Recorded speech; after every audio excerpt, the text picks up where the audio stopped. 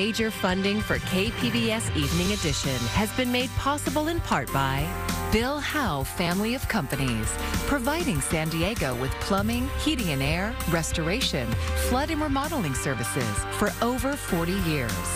Call 1-800-BILL-HOWE or visit billhowe.com. And by the Conrad Prebys Foundation, Darlene Marco Shiley, and by the following.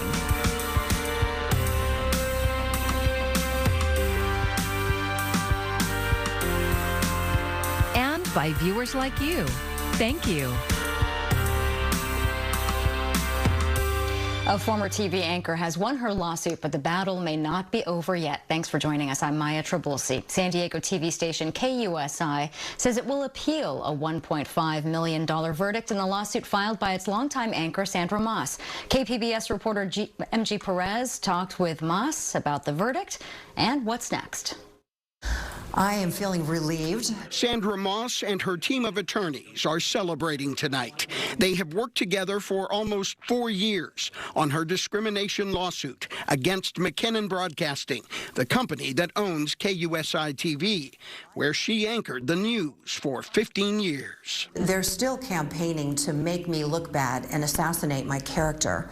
And so it's been really tough. Late Thursday afternoon, a Superior Court jury awarded Maas well over $1.5 million because she claimed she was fired after she demanded she be paid the same amount of money as her male co-anchor.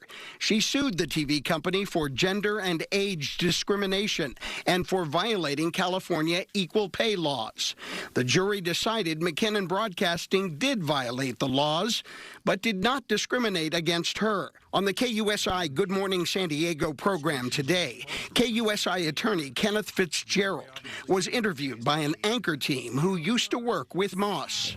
I think a lot of broadcasters ought to be nervous if they don't have quantifiable data in place and elaborate systems of evaluation of talent, and they don't paper every decision they make about compensation. They're at risk. There needs to be systems in place, performance evaluations, so that if there is a pay differential, that the employer can actually justify it and not say that after the fact. I'm feeling like I moved the needle a bit, and that employers are going to take equal pay seriously. KUSI plans to appeal the verdict, but first attorneys will present a motion to throw it out.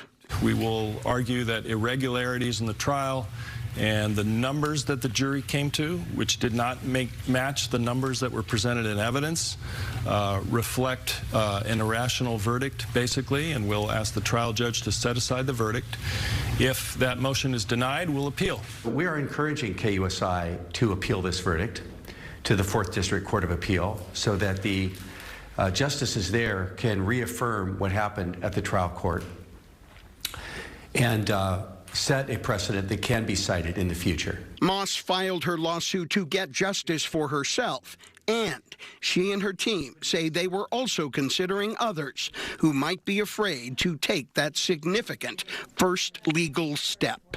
If you think you have a case, call a lawyer and speak to them and tell them your story, because your story might be like Sandra's story. Maas says she's ready to move on to the next chapter of her story. Broadcast journalism is what I've been doing for more than 3 decades, and I would welcome that opportunity to work in television again.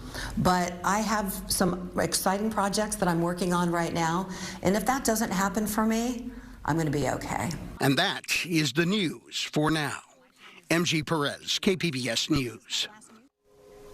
And we're learning more about the charges a former Teacher of the Year is facing following her second arrest. Here's KPBS reporter Kitty Alvarado. Jacqueline Ma, the 6th grade teacher, is back behind bars at Las Colinas Detention Center just a day after she posted bail. According to arrest records, she now faces more felony charges, including more counts of committing lewd acts with a minor under 13, intimidating a witness or victim, exploitation of a child, and several counts of possession of child pornography. After the initial arrest earlier this week, the superintendent was seen at Ma's school, Lincoln Acres Elementary, providing support to the distraught staff. It is a shock to the community. I mean, a lot of times we look, of course, to our teachers, our doctors, our superiors, people we look up to as examples in our community. Dr. Joanna Savarese, a neuropsychologist and clinical psychologist, says when something like this happens, it shakes a community. And it can really, at our core and at our foundation, worry us about our environment and where we're sending our children, and how are we going to trust the people in our lives who we are told to trust. She says this creates distrust, fear, and anger, and says it's important for adults to address what happened with their children for many reasons. First, because this can be traumatic to learn about, but also because chances are they're already talking about it at school. She says start by checking in with your child regularly and often. In order for kids to come to their parents, kids need to feel safe. Even when they're expressing their feelings about difficult subjects. When a child tells you about sexual abuse, children, for the most part, don't lie. It's very, very important that a parent listens and a parent believes the child. Savarese says the school also needs to address boundaries and what is okay and not okay with students and teachers. They don't know if this is inappropriate. They don't know if this is wrong. Kids don't know what they don't know. The district attorney is reviewing the case for charges. Ma will be in court on Monday. Kitty Alvarado, KPBS News. For the second time in less than 2 years, an elementary school in Oceanside is in danger of being closed. Last time, it was a budget issue. But KPBS reporter Tanya Thorne tells us this time the problem is the ground the school sits on.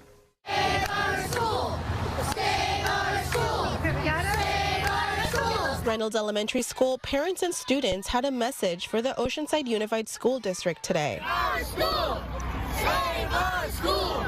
Save our school! Students missed school today to protest recent news that their school could close. This isn't the first time the community has fought to save Reynolds. It was slated for closure and consolidation in 2021.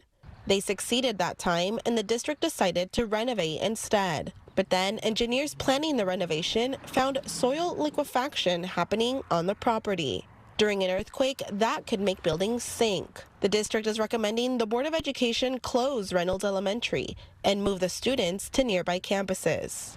These parents don't agree. I think they're making a rash, knee-jerk reaction to a soil report that we haven't even seen. So there is no transparency in what they're doing. I mean, the superintendent, Dr. Vitale, wanted to close our school down years ago. The property is worth more to them if they were to close it than to invest in it. And there has been no transparency. There's been no second opinion. Hay padres que no pueden venir y tienen niños que necesitan ir caminando. El distrito no les va a proveer ningún transporte. The last parent you heard said she went to the rally representing many parents that have to work early and whose kids walk to Reynolds. She said if transferred to new schools, those students could be left walking further because the district doesn't offer transportation. Solutions to continue with the remodel were presented, but the district said none guarantee the safety of the students and staff. A special board meeting will be held Monday evening to discuss the future of Reynolds. Tanya Thorne, KPBS News. State and local leaders are coming together in support of a bill that would tack on tougher penalties for drug dealers who knowingly sell or make illicit substances like fentanyl. If passed, AB 367 would add 3 to 5 years to their sentence. District Attorney Summer Stephan says it would send a strong message in the country's battle against fentanyl. This is much needed. Our country speaks through our laws. We tell people what our values are. We tell people what we care about, and we tell criminals what we won't tolerate through our laws. The bill will make its way to Sacramento next month to the Public Safety Committee. Mexican authorities have arrested 5 people today in connection with the deadly kidnapping of 4 Americans. The drug cartel believed to be responsible for the attack has now allegedly released an apology letter claiming their members who did it acted on their own. Ivan Rodriguez has the latest. These are the 4 Americans who were kidnapped in Matamoros, Mexico, where only 2 of them survived. The father of one of the victims killed, still trying to make sense of it. That was hard for me to see those videos and see them drag and throw it on the back of the vehicle, you know. And it was like God was preparing me already to know that, you know, it was probably the worst.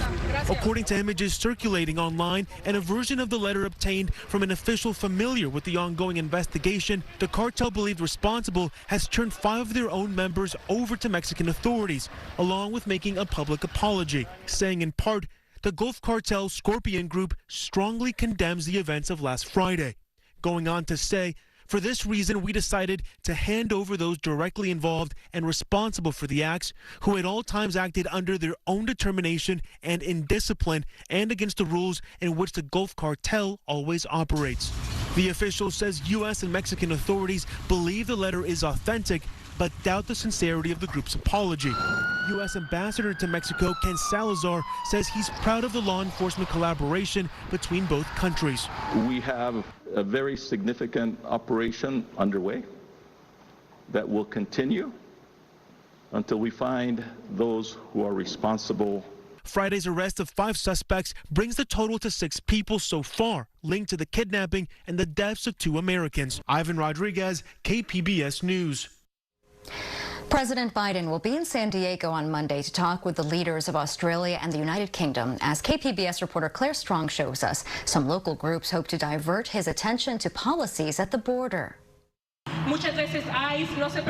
Today's rally at Chicano Park in Barrio Logan was a call to get President Biden to overhaul the immigration system. And we say very clearly, somos un pueblo sin fronteras.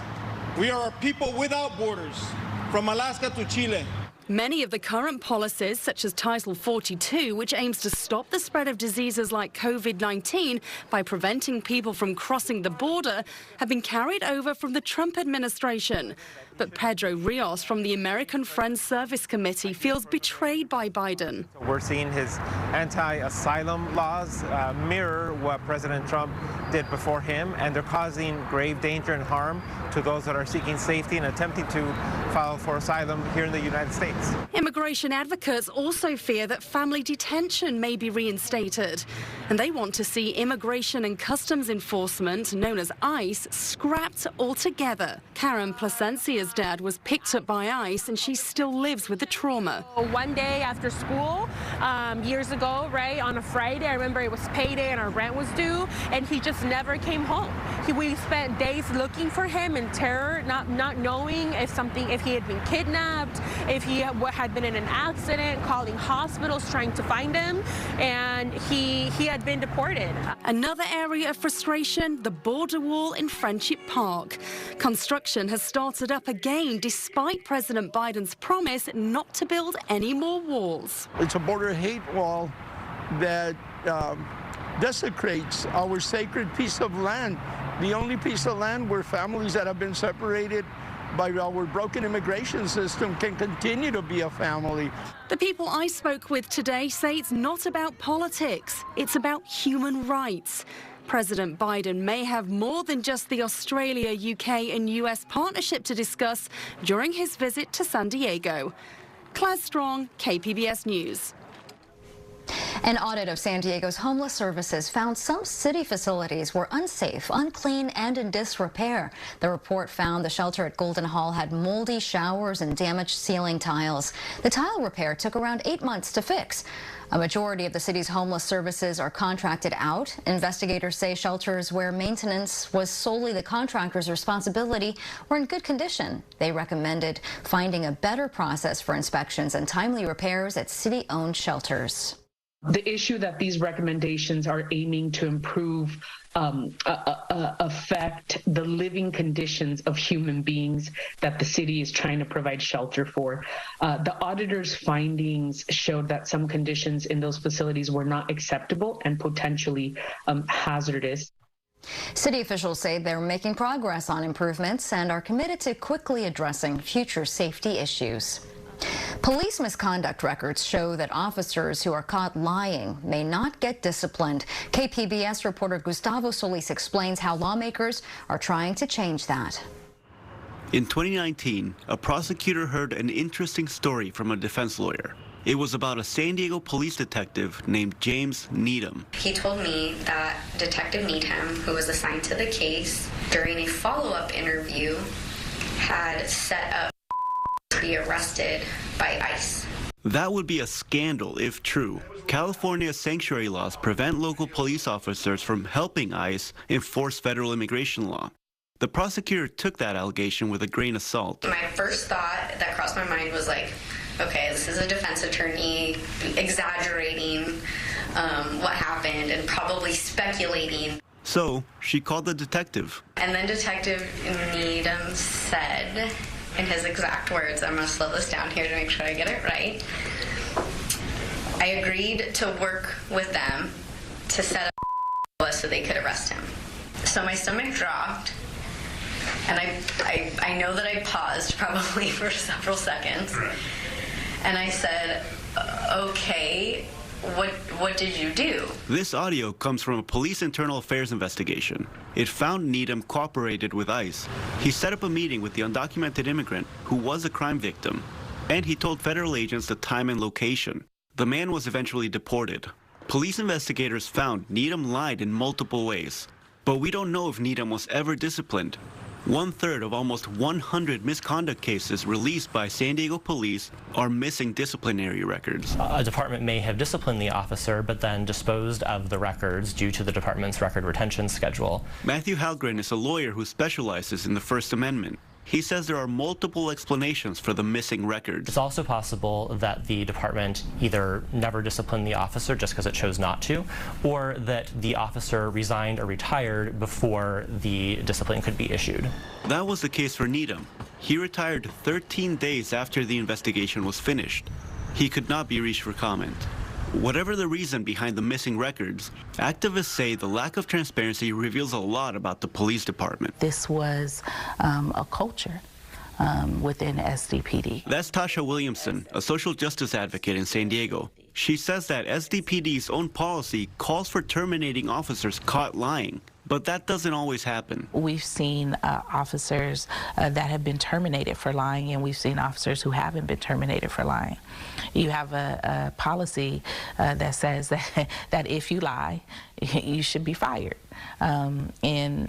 However, that is not a policy that they adhere to. State Senator Nancy Skinner wrote the law that makes these misconduct records public. When you look at public safety in particular and police, the nature of their work, for them to do their job, there has to be trust between the public and the officers. And there's another benefit to Skinner's law, which is called SB 16.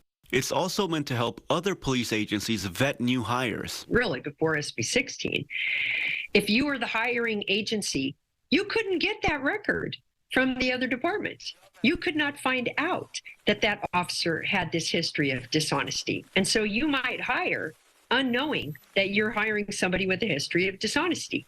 Now, under SB 16, the hiring agency has to ask for any disciplinary records or investigatory records from the agency. Skinner says SB 16 doesn't prevent officers from resigning before they're disciplined, but the public can use their misconduct records to hold police departments accountable. It allows the public to say, why are you keeping this person now that, we have the record?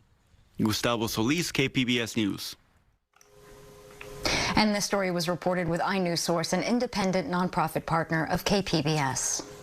I'm Jeff Bennett. Tonight on the NewsHour, another strong jobs report raises more questions about inflation and interest rate hikes. Coming up at 7 after Evening Edition on KPBS. A new atmospheric river is bringing heavy rain, thunderstorms, and strong winds to California. More than 9,000 people were under evacuation orders today in Northern California, where rivers and creeks overflowed. Several highways flooded, complicating the morning commute in Oakland.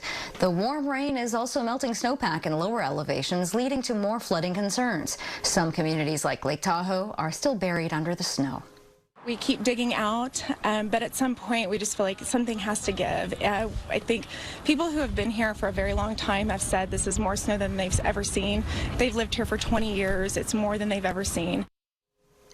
Governor Gavin Newsom has declared emergencies in 34 counties in recent weeks. Today, the Biden administration approved a presidential disaster declaration for some of those. There is a silver lining to the storm slamming the state. Lake Oroville, north of Sacramento, has seen a significant jump in water levels. There's so much water that today officials opened the main spillway to manage flood risks. Snowmelt is also expected to add even more water into the lake in the months ahead. Steve Large has a look at the before and the after. This winter has brought a wealth of water to Lake Oroville. The reservoir is the second biggest in the state. It's also home to hundreds of houseboats. Higher water levels makes everything look better. These surveyors measuring the reservoir confirmed what's easy to see. Plenty of depth and expanded areas. This split screen shows the difference between now and 2021, when the lake sunk to its lowest level on record. We spoke to houseboat owner Kim Gunter then. They're projecting by the end of summer there will be no available ramps, no access. They may have to move marinas. The projection was right, and more than 100 houseboats were hauled off the lake when the marinas dried up. State water managers here at Oroville Reservoir aren't worried about the drought now. At the moment, they're more concerned about flooding. I think there is some cause to be a little bit worried about snowmelt floods. UC Davis professor Jay Lund is a California water management expert. There is so much water this winter, Lake Oroville is being kept at 75% capacity to make room for what is forecast to arrive in the last month of the water year. There's two kinds of water emergencies, when you have too much and when you have too little. And sometimes we have to worry about both in the same year. And this is one of those years. A Lake Oroville before and after. This houseboat habitat is back.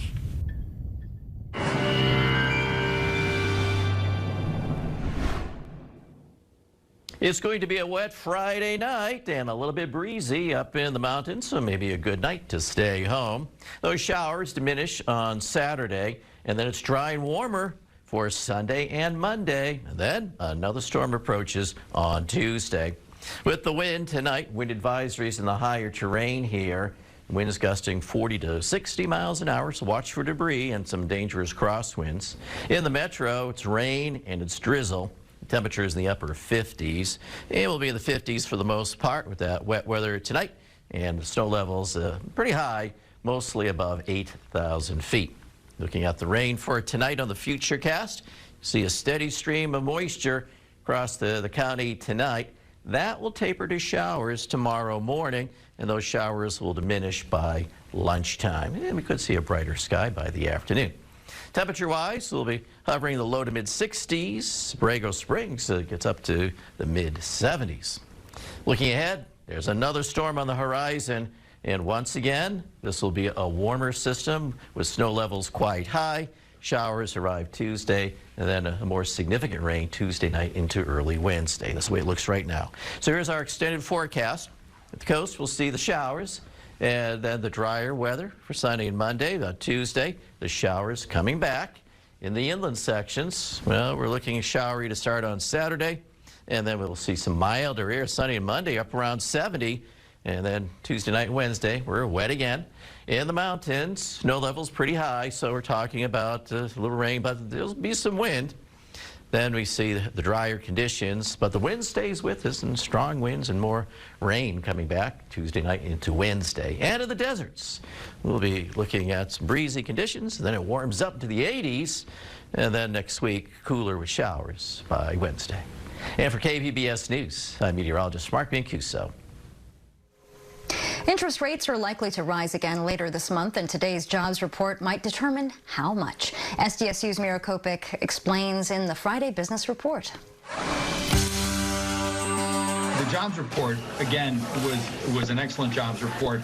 If you look at it in terms of numbers of jobs created, over 311,000 jobs were created. The unemployment rate ticked up just a bit to 3.6%. We're still near 50-year lows. Now, the issue becomes, how does the Fed interpreting this when they meet later this month to discuss interest rate increases? Wages were up 0.2 of a point. On an annualized basis is about 4.6%. That's a good sign because we're seeing the deceleration of wage growth, which is an important factor in inflation numbers, as well as the Fed's perspective on whether they should raise rates a quarter point or maybe a half a point. So when the Fed is kind of balancing this out, they are seeing a lot of positives in the economy, which is good news overall, but those positives also can be bad news from a rate increase perspective. Gas prices are down slightly after creeping up closer to $5 a gallon. The average price of a gallon of regular in San Diego County fell 0.2 cents to $4.95. AAA says gasoline supplies and refinery production have improved in the past week, helping drive down the costs. Prices have dropped by nearly $1.50 since rising to a record $6.43 a gallon in October. The Academy Awards are this Sunday night, and once again, winners will try to squeeze in all of their thank yous before the dreaded music starts playing.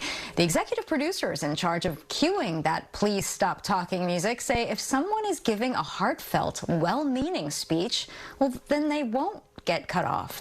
But if a winner starts reading what feels more like a grocery list, then that music will start playing. All winners have a countdown clock to keep track of their time, and when it hits 0, a message saying, "Please wrap it up," that appears on the teleprompter. Good luck to all of them. And you can find tonight's stories on our website, kpbs.org. Thanks for joining us. I'm Maya Trabulsi. Good night. Major funding for KPBS Evening Edition has been made possible in part by Bill Howe Family of Companies, providing San Diego with plumbing, heating and air, restoration, flood and remodeling services for over 40 years. Call 1-800-BILL-HOWE or visit billhowe.com. And by the Conrad Prebys Foundation, Darlene Marco Shiley. And by the following: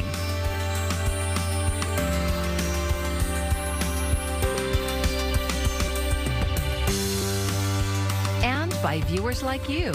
Thank you.